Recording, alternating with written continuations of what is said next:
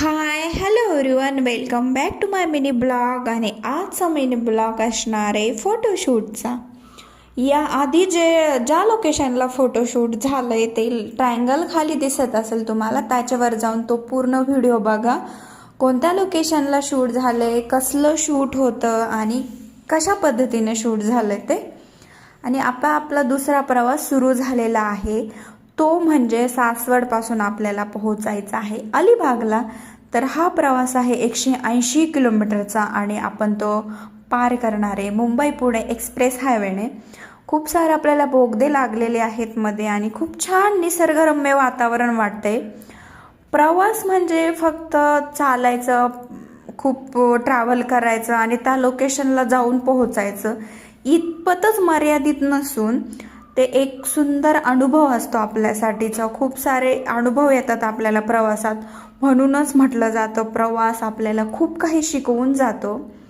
तर असंच काही खूप गोष्टी शिकायला मिळतात.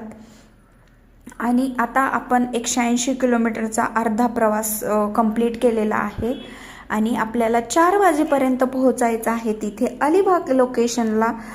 ॲक्च्युली सनसेटचं जे शूट आहे ते कंप्लीट करायचं आहे. 4 म्हणता म्हणता 5 वाजत आलेले आहेत आपल्याला पोहोचण्यासाठी आणि लोकेशन आता 1 घंट्याच्या अंतरावरती आहे. लवकरच पोहोचू. खूप साऱ्या गोष्टी आल्या त्यामध्ये, जेवण, ट्रॅफिक वगैरे. फायनली 6 वाजता पोहोचलेले आहे नागाव बीचवरती. हा अलिबागमधला नागाव बीच आहे.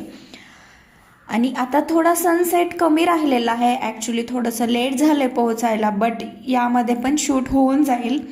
आणि खूप सुंदर असा लुक झालेला आहे आणि खूप सुंदर दिसत होते ते दोघे पण. पटापट चेंज करून शूटला सुरू केलेला आहे फोटोग्राफर्सने. आणि खूप सुंदर वाटतं, एकदम मनाला शांत वाटतं आहे इथे.